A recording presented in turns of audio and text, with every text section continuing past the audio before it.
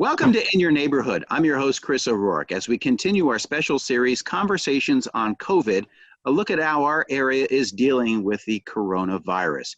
And without question, one of the biggest issues we're dealing with right now is schools reopening and concerns over that. And I am being joined today by Dr. Ricky Boyle, the superintendent of Danville Area School. She's on the top, right or left, however you're watching the TV here. Dr. Frank Jankowski with the superintendent with the Selinsgrove Area School District, and Dr. Jennifer Polinchak, apologies, the superintendent with the Lewisburg Area School District. Thank you very much for joining us today. It's quite an honor to have you here. Thank you. Thank you for having us. Okay, Dr. Jankowski, we're going to start with you first because you are maybe the first district in our area to be in school already. So how did the first day go? So I do believe we were the first. Now I know there's a few other districts that today, the 20th, is their first day. So we thought it went as well as we could have hoped for. There was countless amount of hours of planning and preparation by the administrative team, the teachers, and all district staff to create a welcoming environment that was focused on safety, and then also giving students an opportunity to learn as much as possible and acclimate to the new year, which is a key concept that we wanted to accomplish as soon as possible. Generally speaking, the community was very supportive and positive, which was really nice to see, and I think it was a nice coming together moment for Selinsgrove. Obviously, there's a lot of topics swirling around in society in regards to whether or not schools can reopen and how long they will be able to remain open. And some of those questions are still out there, but we did open, and it was positive. And we look forward to remaining open as much as long as we can and as safely as possible. So what exactly, and I don't know if you can get into specifics, what will you be looking for in the coming days? Well, in the coming days, when you obviously always have a plan and you try to be as thorough as possible, but there's only so many hypothetical conversations you can have before you actually have to allow the situation to occur and then evaluate and assess how you can improve. So what we've done is we, like I said, we had a positive day, but we're also reinforcing a couple components that we would like to maintain emphasis on, as well as give people a pat on the back, but remind them that we can't become complacent, or that could be counterproductive for us being able to offer in person for the long term. Okay, so I guess the other headline, another headline from the past 2 weeks or so, is Danville moving their opening date from the 27th, which would be next Thursday.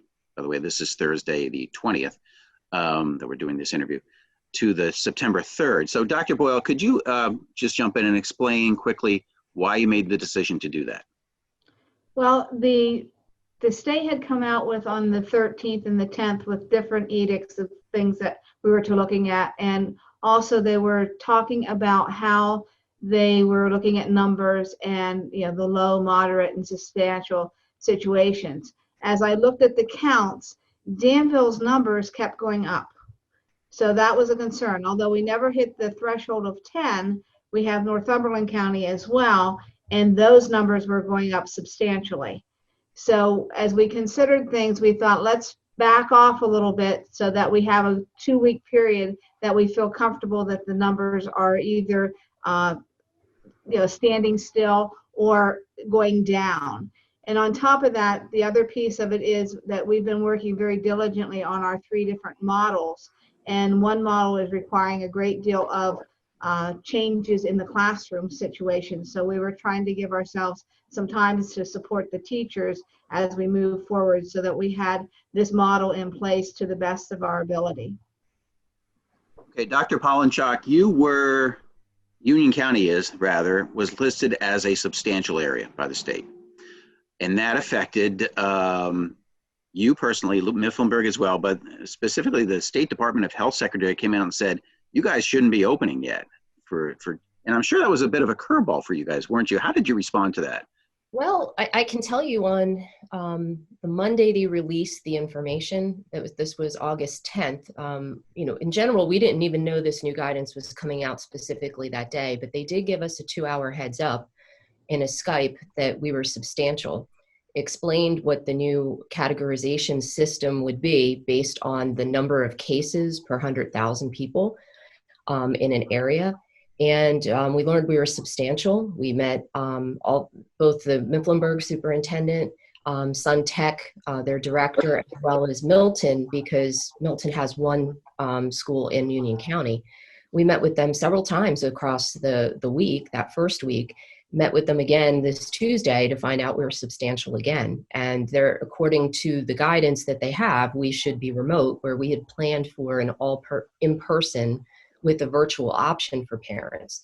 So delaying, and I'm glad that we did that, because much like Danville, we were looking to see if the cases would, decrease. And we did know that some of the cases were attributed to congregate living facilities with individuals that were not moving around through the community. The recommendation right now from the Department of Ed is to be remote. We can follow the recommendation or we can go against the recommendation, but the Department of Health still retains the authority to shut down the school. So we're in a very difficult spot because we are prepared for in-person. We have accelerated our plans for remote and front-loaded a lot of professional development right before our opening so that teachers are prepared for the eventuality, quite honestly, that we will be remote. So you were ready to go today, would have been your first day. Yes. Were you not? Yes. Okay. So as you said, there were some advantages to maybe postponing for 2 weeks. Yes. It certainly gives us some time, and it gives us time for the professional development. Whether or not we're going to open for in-person or remote, we haven't made that determination. But as Ricky referenced, we also received guidance on the 13th. And that guidance tells us, based on the number of cases that may occur among staff and students, there then are recommendations for how school would have to be closed for quarantining. And it could be just one school, or a district may elect to just do their entire school district, just so the calendar can remain consistent. So this new guidance coming in mid-August is, it's important guidance, but it would have been, all of us would have been able to prepare better, having known that back in June or July, that this would be what the guidance would tell us that we need to do. So Dr. Boyle, are you watching? I don't know how much superintendents communicate amongst themselves, but are you keeping an eye on how a school district like Selinsgrove does? I mean, you have an extra 2 weeks now until you open, to see how they handle it and what happens over that 2 week period? Of course, and we do communicate regularly through the CSIU. We have a superintendent's group that communicates. This morning, Milton opened, and one of my administrator lives in that district, so he took his children, and I got a report back on how they were doing things, and it appears that things went fairly well in their opening. So yes, we'll be watching others and talking to other superintendents as well.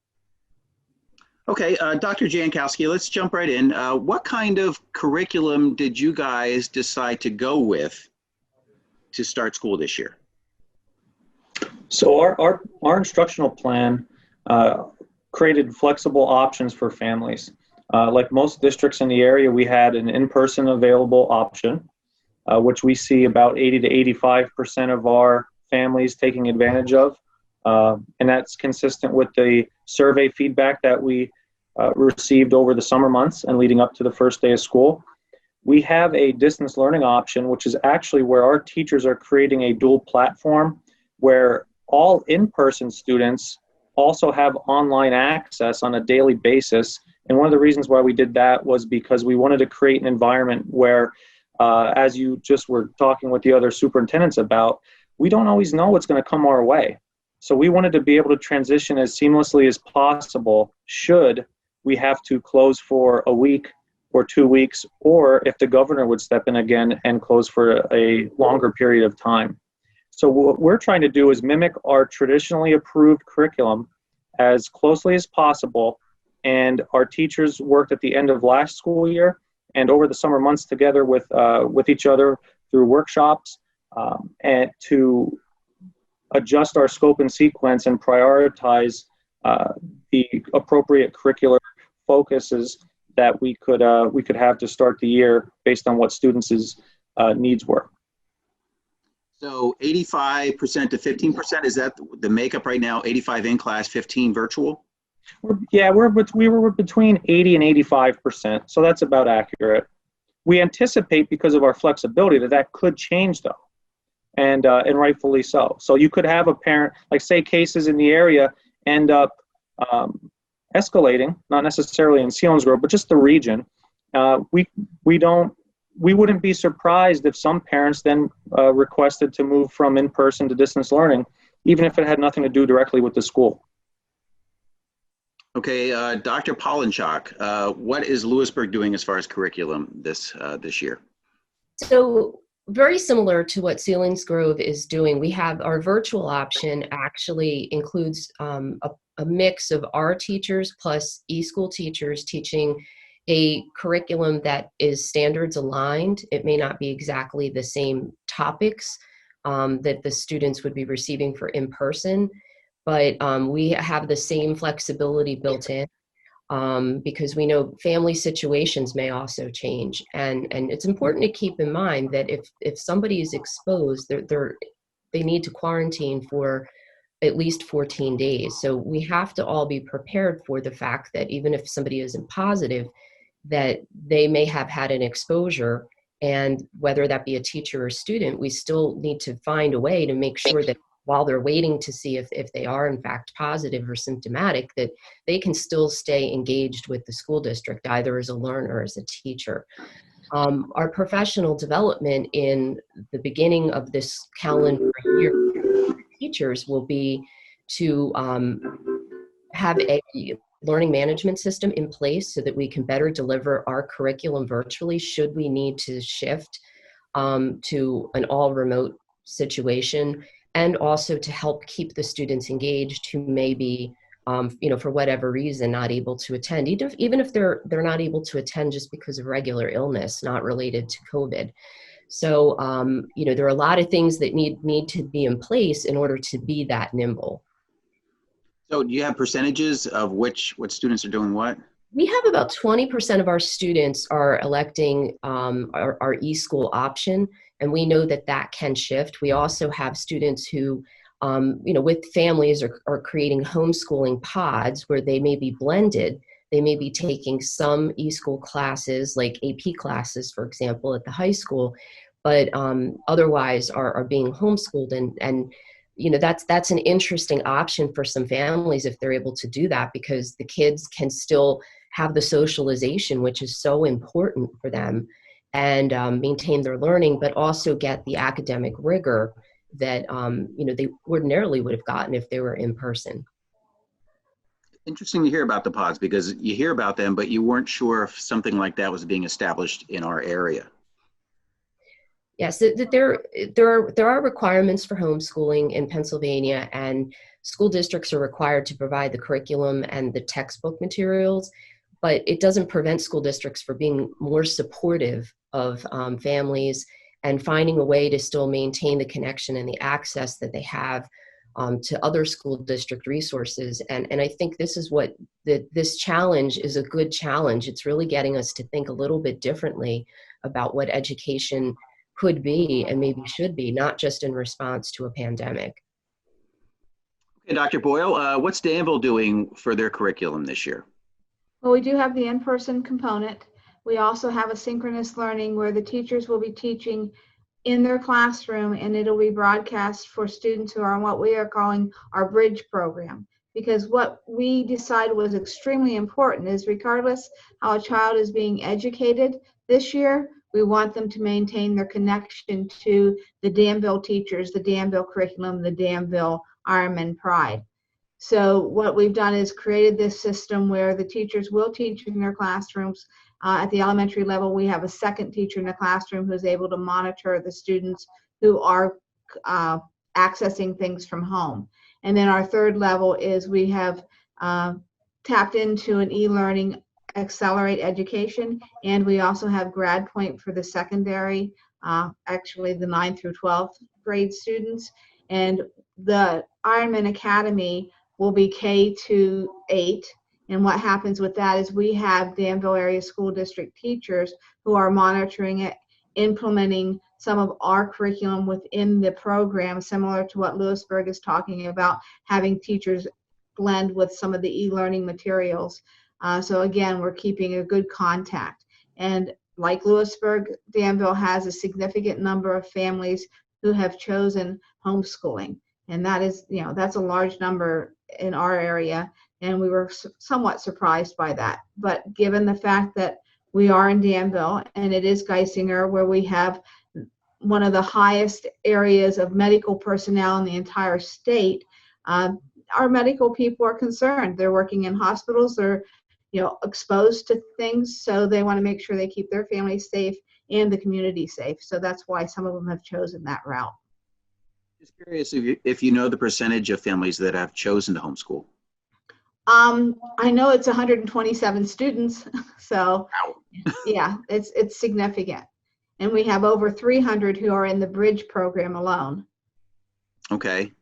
Do you know basic percentages of traditional schooling, Bridge, and then the academy?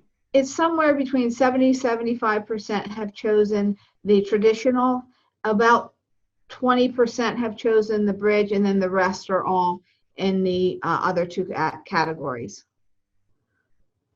Okay, Dr. Jankowski, how much of what you learned in the spring, and the spring was quite frankly unprecedented as far as school districts having to adjust on the fly like you did, was amazing. How much of what you learned in the spring did you build upon for the fall? Well, we looked at the spring very heavily as we started to prepare for the fall earlier this summer. We knew right away that the adjustment we made was to the best of our abilities, but we also were very aware that we were not perfect. So what we did throughout that process in April and May was get consistent feedback from our families.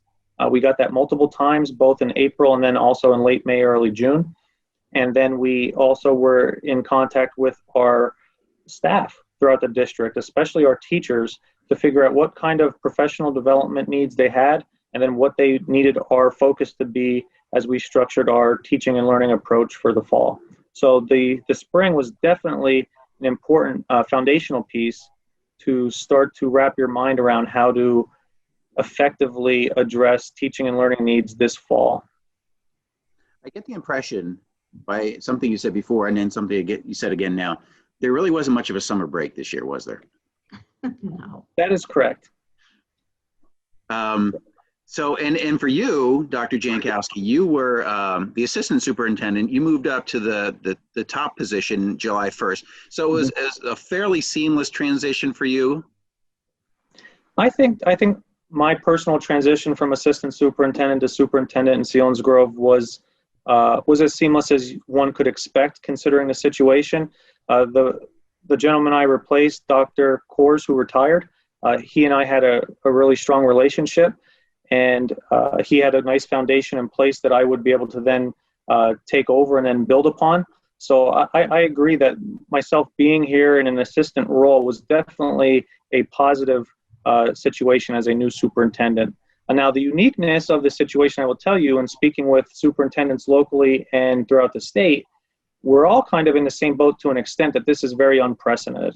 But at least I had some community and district awareness of our people and how to best utilize them. Okay, Dr. Polinchak, you are brand new to this area. You just started on July 1st. You were a superintendent at a different district. What was that like to come into Lewisburg on July 1st and hit the ground running, so to speak? Well, it's a bit of a different challenge, I think, for anybody when they change school districts. I'm also from outside the area. I'm from southeastern Pennsylvania. So we, one thing I brought with us is there is a similar concern about the spring online learning, because I think at that time, this was, again, our business model is in-person instruction. So there is a lot of professional development that teachers need, and just structuring and organization. The requirements by the Department of Education for the spring learning were much different than going into the 2021 school year. So, we are supposed to have school just like regular school. The only difference is the students might be at home. You also don't have a stay-at-home order. So we know parents are getting back to work, and that presents another set of challenges for us if we're forced to be remote in terms of childcare and also supervision of children, our older students, our middle schoolers, and our high schoolers. So those challenges are really the same, and I know my colleagues are still working through that back in my former district in that area. But coming here, it's really all of the things you normally do when you're new in a position, where you're getting to know your team, you're getting to understand the resources, the curriculum, the family, the school board. All of those things have to happen. But I knew that we immediately had to pick a course and start planning. Certainly Dr. Jankowski said, everybody is in the same boat, where we're waiting for the guidance. We're looking at and collaborating with one another on what it is that we need to do. How do we interpret that? How would that fit in our unique ecosystems? Even though we're all neighbors, our communities are a little bit different. And the challenge is really just making sure that you're taking care of your staff, your students, and also your community to make sure that they're safe, to make sure the students are learning, and to help people stay positive through all of this, particularly when there are so many unknowns and so many elements that are really outside of your control. So I'm glad that I'm here. I'm happy to be leading our team through this. And I am positive that we are going to have the best school year we can have under these circumstances. Okay, so Dr. Boyle, you were at the helm in the spring when all this went down on mid-March. So you experienced the spring, what you had to go through as a district. What did you do as the superintendent to pivot to the fall? So you understand, I was acting superintendent up until March 11th. At that board meeting, I was hired as superintendent. So the next day I was thrust into this. What we've done and what I've learned is I did surveys of the parents as we were going through various things. And those surveys gave us information as to what they were thinking and how the changes were impacting their homes, so that we could try and make adjustments as we went. Our teachers were somewhat prepared, but not 100%. And so we learned a lot over the spring to prepare for what we're now doing. So if you could, real quick, we've talked about the teachers and preparing them. So how prepared are your teachers, Dr. Boyle, for the fall, and what kinds of training did they go through, I take it over the summer, to get ready for this fall? What we've done is we've created modules for all of the areas of Google Suites. That's what we're using for our platform. So we have Google Site, which is the teachers' web pages, Google Classroom, which is the classroom, and we've also purchased doc cams, which are document cameras where that can be presented, and when they're working virtually, the students can see it just like they would see a whiteboard or the document itself. So they've learned to use those, and we've also outfitted all of our classroom with webcams, 2 laptop computers, so that they can use those and present in class and go back and forth between various areas in the classroom so that they're ready. Sorry about that, my light keeps going out, I'm not moving enough. Anyway, so that they're ready to teach remotely and synchronously for the students who are in the Bridge program. It also prepares us that if we have to go out virtually, we can continue to have teachers teaching in their classrooms and all the students can log on in that fashion. Okay, Dr. Jankowski, teachers in the Selinsgrove School District, what kind of training did they go through? How prepared are they? And we talked about it, you're already rolling on your first day, in your second day. So it was very important for us to create venues where our teachers could collaborate. And like I mentioned earlier, prioritize their curricular goals and identify the most valuable resources that we could use to provide meaningful instruction. So we, like Dr. Boyle said, we do have some, we have had some trainings in regards to different modules and basically how to provide more expertise awareness for how to utilize some of our resources, for instance, Google Classroom, Seesaw, Microsoft Office Teams. So we have done some of those things to enhance their awareness. But a lot of it is we tried to provide time and work with them to identify their own needs. So we actually front-loaded some of our professional development days that normally would occur during the school year, and we reinserted them as an option for our teachers to utilize that time to work with each other and also with members of the administrative team to identify a more precise focus. Did you find, Dr. Jankowski, that in the spring specifically, that some teachers, not to their detriment, were not as technologically, I can say it, adept as other teachers, and therefore had to go through a little more training to deal with this increased technology for online stuff? Absolutely. And I think that isn't just limited to teachers, but it's limited to administrators, or it expands to administrators and other personnel within a school district or society. So we just generally didn't have as many virtual meetings, and it wasn't as much of an expectation. But the good thing in Selinsgrove is that we do have some expertise in these areas, and we're utilizing them as collegial leaders with their colleagues within their building and throughout the district. So we're trying to build that in-house leadership model where then our teachers help support our teachers. Okay, Dr. Pollinchak, Lewisburg, how are they helping their teachers out, and how prepared do you feel like they are for this fall? Our teachers, I mean, it's very similar. It's the range a lot of, in terms of their level of comfort with technology. It's not so much whether they're comfortable with it or not, it's just how the technology really fits in with what they're teaching in their curriculum. So, when you have hands-on learning and you have, there's been a great emphasis on collaborative learning in the school district where kids are working in partners or in groups and they're problem solving some sort of task together. Going to replicate that in an online environment really takes an understanding of the tools that they have at their disposal. So for example, Zoom has a platform where you can actually have breakout rooms, so you can replicate students working in groups and then coming back together. So our teachers are learning how to leverage those features in these tools that they weren't as familiar with because we did everything in person. We're also migrating to a learning management system, which would allow the teachers to have all of their content materials in one place, assigned to a classroom. They would be able to provide tests and quizzes, assignments. Students would basically operate in that environment.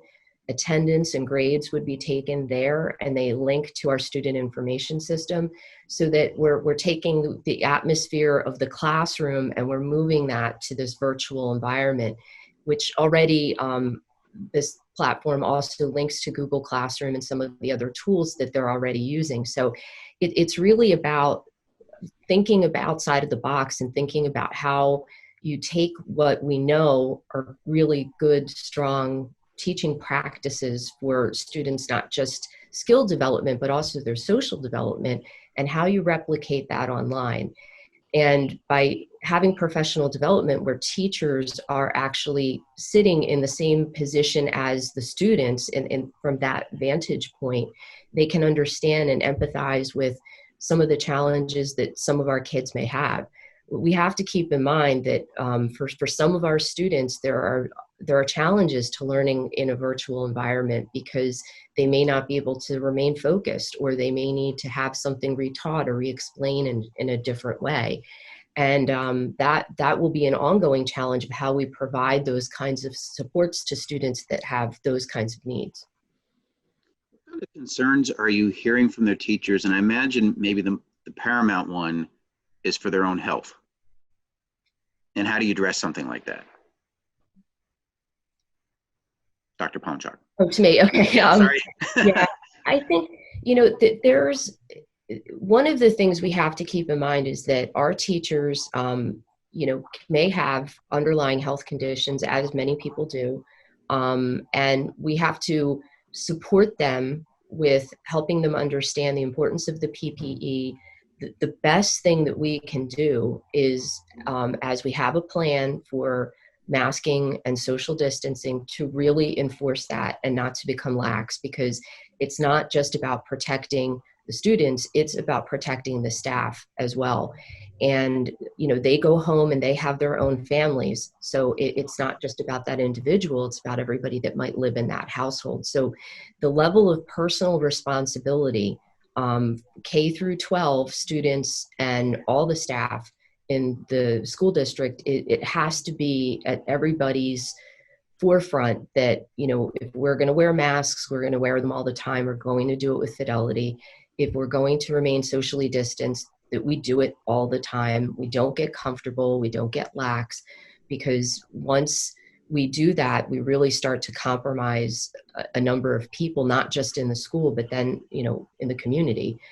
And, just reinforcing that, we're not going to allow that to happen, I think helps teachers and other staff members feel a little bit more comfortable that it will be under control.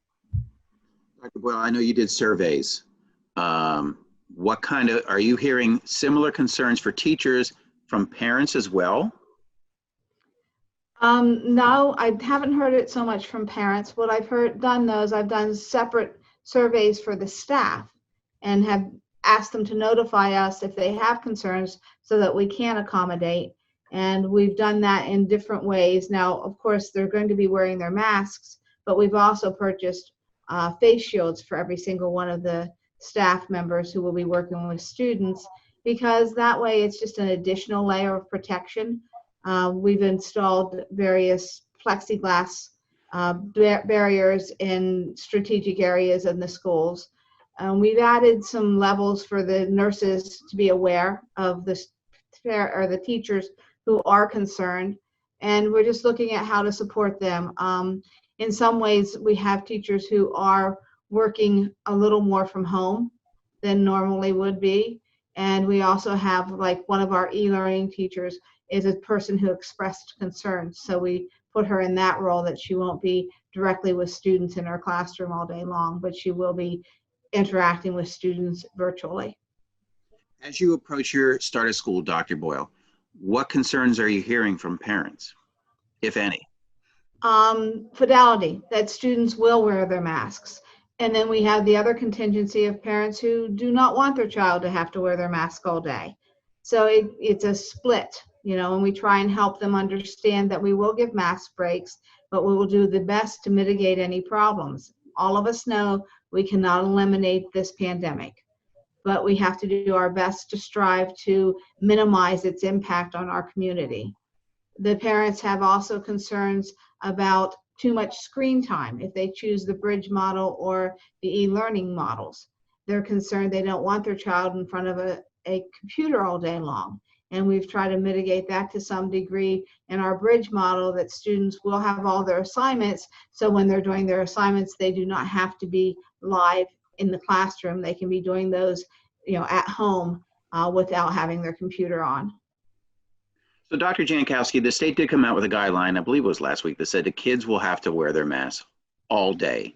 But I believe there are breaks in there as well, aren't there? Yes, there are.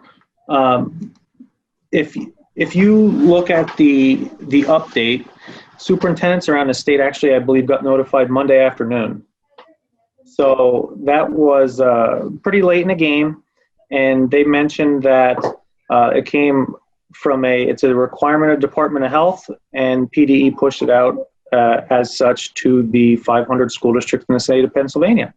So there are some exceptions that still exist, obviously, And there are mask, or we use the terminology face covering because they could wear shields as well. There are face covering breaks that could be had. Our plan itself, since we were not doing a hybrid where we had a cohort of students on day A and then on day B have another cohort, many of our classrooms were not going to be able to guarantee 6 feet at all times. So this did not totally blow our plan out of the water. And we were planning on mask and face shield breaks anyway. However, it is something that is an example of a consistent squeeze that school districts are feeling from the Department of Health and PDE in regards to being able to accomplish this monumental task. So I think that's just another good example. And I'm not passing judgment. People who are in high-ranking positions obviously have a lot of responsibility and they have a lot of tough decisions. So I think it would be hypocritical of me to criticize. But I will tell you that from a school district perspective and from community perspective, a lot of restrictions just consistently keep occurring. And I anticipate one of the things that we'll probably talk about a little bit later is the quantity of cases and how school districts respond. That would be another example of that, as I like to refer to it as a squeeze. Okay, so let's talk about that real quick, Dr. Jankowski, while we have you up.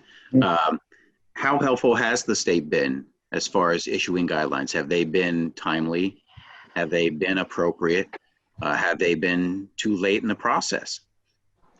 Well, in their defense, I do think that the situation is consistently evolving.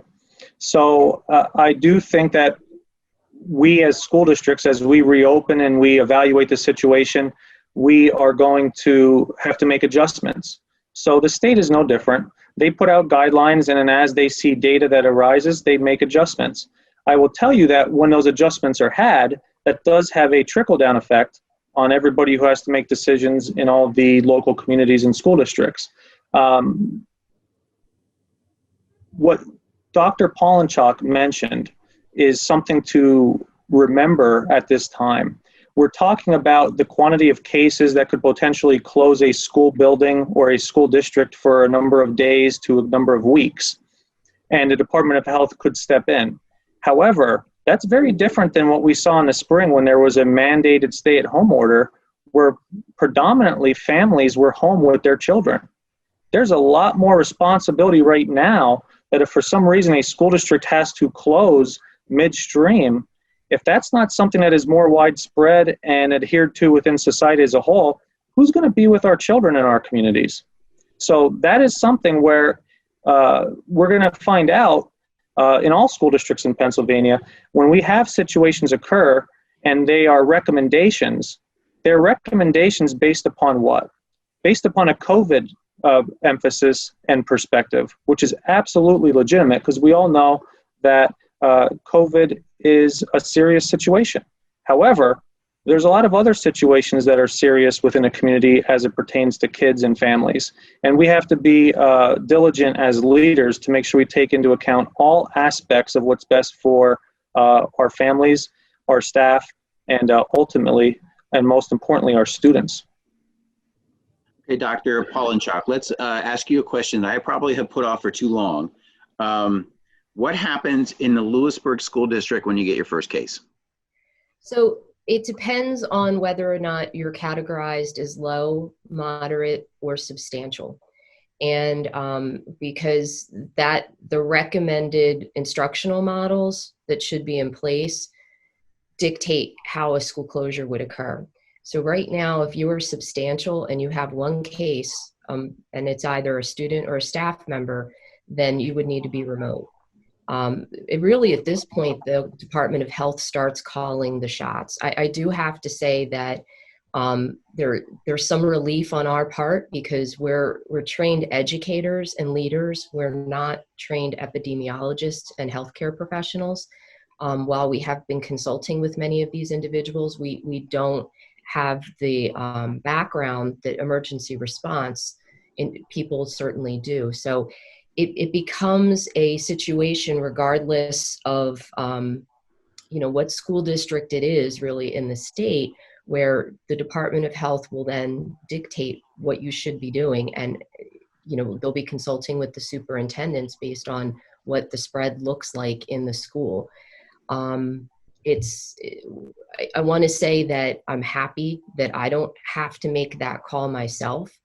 But it is a little frustrating that you're also being guided by a department that is focused on health and, of course, physical health of students and staff. We have to also be concerned about the mental health and well-being of our students and staff, and trying to maintain contact with the students to make sure all of their needs are met has to be our chief priority. And sometimes it feels like those two things can become in opposition of one another. But I think it's important that we all, as superintendents, continue to voice those concerns for the isolation that students have been feeling, the lack of socialization. All of those things are so important to our kids' development, and why in-person learning, and not just the learning, but all of the activities that schools have for kids to be able to pursue their interests and their talents. Maintaining all of that is so important. Yeah, I almost get the sense like even more so than in the past, Big Brother is kind of watching over your shoulder to make sure you're doing the right things. And I don't want to leave Dr. Jankowski on an island with the question I asked him before, and you kind of alluded to a little bit, but I get the sense that there is a tremendous amount of frustration with how the state has handled it up to this point. Dr. Polonchak. I would say, the thing that is most challenging for us is the guidance as it has come out. So in terms of what we needed to do in terms of masking, social distancing, cleaning and sanitation, and disinfecting protocols, that guidance came out July 16th, specifically what should be in our health and safety plans. And for many of us, that was a little better than a month away from when the opening of school would happen. And so we're, certainly expending a lot of money on the PPE, plexiglass, tents, for outside, so kids can have masking breaks outside where it's much better to be. And then additional guidance came out in mid-August, which is more restrictive. And, I certainly appreciate the need for it and where it's coming from. But if we would have had that in May or June, particularly when we still had all of our staff in school, our planning might have looked a little bit different for what the upcoming school year would be. So it's guidance we need to have, but it's guidance that's coming pretty late in the game, and educating not just our teachers and our students on what needs to be in place, but also our community that is also frustrated that they sometimes feel like we weren't doing anything all summer, where that's not true. I think we've probably worked, more this summer than 10 summers added together in trying to put these plans in place, but we would be stopped by not having some questions answered, and not having the specific guidance that we need. We certainly have that in hand now. There's no telling what additional guidance will come down the pike, but if we were told from the onset of the beginning of any kind of reopening planning what the model really needs to be, we would all be in a much different position today than we find ourselves currently. Dr. Boyle, as far as the guidelines, is there a number in place? We already talked with Dr. Polonchak about what happens with that first case. Is there a number from the state in place of how many people get COVID in the district before it shuts down? Yes, and I don't have the chart in front of me, but it does vary by what your level of identification is as far as low, moderate, or significant, or substantial, I guess is the word. So I know one case does not close our buildings, but when we get to like 2 to 4 cases, then we have to look at least closing down the building that it's in or the entire district and going virtual. And that's from the state? Yes, that's from the state. So have they all came out the 13th of August? Yeah. So that 13th, that was just last week. Yes, so, and that's why I was influenced to make changes in our calendar. because what was going to come out on the 18th or the 20th or whatever. And once again, that illustrates, and this is a question I was going to ask you a little later, but I'll jump on it right now. The fluidity of this situation is just mind-boggling. And as a person who's watching from the outside, looking in, now hearing all this, I can't imagine what that's like dealing with, Dr. Boyle. It is, again, you have to be very flexible in this position. And one of my administrators described it as we are looping into infinity. We don't know what will happen next, and every time we do something, something else can change. So it is frustrating. One of my my biggest frustrations has to do with the fact that we've spent money for many, many things, and now it may have not been necessary to spend that money because of the changes. Like wearing masks all the time changes it from you could have your students 6 feet apart. Well, we got rid of all of our science tables, went into desks so that we could equip our rooms to be 6 feet apart for students not to have to wear their masks. Now that doesn't matter. Yet we purchased a bunch of desks and spent a fair amount of money to make that work. And the changes now say, well, that wouldn't have been necessary had we known this earlier. Those kind of things. Thermometers, they're changing now to where they've moved the thermometer or the temperature not as a primary cause, and a temperature alone is not a reason to take a child out of the classroom. So all these things changing, yeah, that just came out the other day. So all these things changing, you have to be constantly on alert for the changes and checking and rechecking every day what's happening from the Department of Health and PDE, or you're going to get behind. It's constant checking, constant revisions, and flexibility. And Dr. Jankowski, I imagine you expect the constant changing to continue moving forward, don't you? Yeah, I think we all do. And I think it's a matter of coming to grips with that and then being able to plan so then you could absorb whatever situation comes your way. As you look at the number of cases that could impact school closing, there's also this grayness there where there are very finite numbers and it's very finite guidance, but it also comes in a package of a recommendation. And the types of wording scenarios that get presented to school leaders, that creates some discussion in the local community, and rightfully so, because then it becomes more of a local decision. Even though, as Dr. Polinchak mentioned, you do have Department of Health and PDE weighing in on what they think you should do. So you do feel kind of on an island where you're trying to do what's best for your community and what they want. You're also trying to listen to what the leaders in the state are recommending, and you're trying to balance all of that together at the same time. And the only way to really have that become something that is meaningfully positive is to get people to trust the school district. So one of the things that we're trying to do is be consistently focused on getting staff, students, and families to understand we are working as diligently as we can to be compliant, because that is what is expected of us, but we're also doing it for them and with them. And a lot of times people could throw words like that out, but we sincerely mean it. And in my discussions with many individuals from many local districts throughout the region, that same type of positivity and desire is happening in those communities as well. Dr. Polinchak, I'm going to ask you a tough question. You go through this summer, you deal with all the guidelines, all the preparations, you get school open.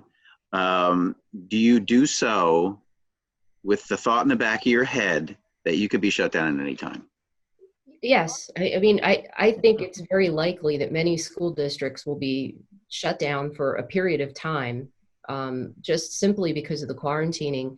And, one of the other things that we have to consider outside of just the guidelines and the number of cases that a district may have based on their categorization, low, moderate, or substantial, you also have the added concern of teachers and even students who may be absent because, again, they're quarantining or they're just sick for other things. We still have the cold and flu season to contend with, into the fall and the winter. So you may be at a place where you don't have enough staff to operate a school safely.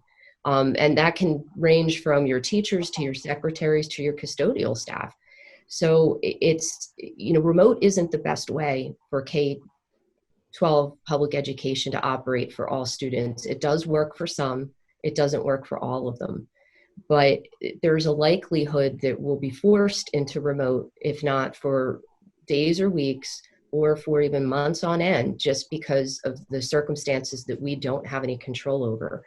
And, it doesn't mean that all our planning is for naught. I think in all of the planning that we've been doing, we've learned a lot about our organizations and ways that we can be more efficient and, engaged in discussions with our communities much more than maybe we ordinarily would, to help them, not just get a sense of what they need or they desire, but also to, help educate them on just what some of the constraints of school systems are.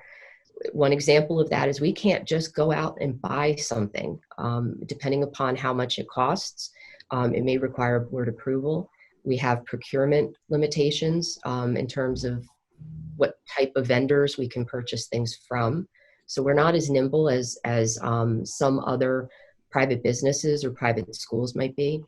The other concern with remote learning has to be internet access, whether or not students have the internet access, or even still, is it consistent and reliable? There are some areas where, I know even our teachers, when we're Zooming, they have trouble staying on the Zoom because their internet is just very inconsistent. And if you have multiple kids in a family now that are going to be remote, that means parents are going to have to increase their cable plans or internet plans in order to be able to sustain live streaming, which takes up a lot of bandwidth. So, my concern is that for some of our families, besides the child care concerns, there may be some additional costs to getting a public education that are unintended and unexpected, but unfortunately may be necessary. So we have to think of ways that we can help to support those families, because they may also have the students who are the most vulnerable students that would, be better served by in-person instruction. Dr. Boyle, we talked about teachers, students, parents, staff. The one thing we haven't talked about, and we don't want to leave them behind, is the custodial staff, which is now tasked with keeping schools clean each day. I imagine that's going to be much more involved than it was during a normal school day. Yes, it's much more involved in that we've looked at different cleaning products so that we have, because students will be eating their lunches in their classrooms, we have to ensure anything that we use on that desk will be safe and is in a food safety area, so that we're not looking at having anything in the classroom that's going to be harmful to students or the staff. We've looked at various options as far as how to clean in the evenings and do, a thorough cleaning at that time, allowing our teachers to have certain cleaning supplies in their rooms, so that if they need to do something or if they feel important to wipe down desks when students are not in the rooms, they have the option to do that. Our custodial staff, we've actually increased our number of custodians, and we've also added additional substitutes so that we are ready if we have custodial staff out.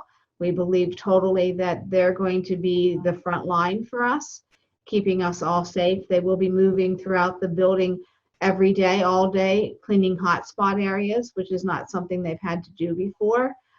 We've bought new equipment so that we are more efficient in our cleaning and more thorough. Additionally, we've worked with our bus contractors and are supporting them in the right kind of cleaning supplies and equipment that they're going to be needing as well. All right, Dr. Jankowski, we're going to leave you with the last question, because I think you alluded to this earlier. And I don't think any other issue in a school district quite rises to the level of this challenge? Has it in the past? Can you think of anything in the past that has risen even remotely close to this challenge?